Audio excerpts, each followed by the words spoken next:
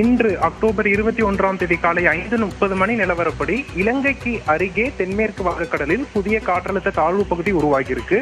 இந்த காற்றழுத்த தாழ்வு பகுதி இன்று இரவு தீவிர காற்றழுத்த தாழ்வு பகுதியாகவும் நாளை காற்றழுத்த தாழ்வு மண்டலமாகவும் வலுப்பெறும் என எதிர்பார்க்கப்படுது.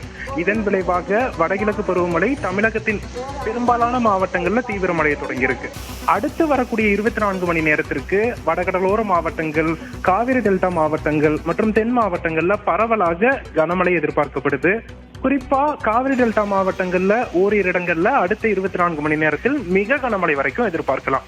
சென்னையை பொறுத்தளவுக்கு சென்னை, திருவள்ளூர், காஞ்சிபுரம், செங்கல்பட்டு உள்ளிட்ட மாவட்டங்கள்ல இன்று பகல்ல விட்டு விட்டு மழை பதிவாகும். இன்று மாலைக்கு பின்பு மழையின் தாக்கம் படிப்படியாக அதிகரிக்கும்.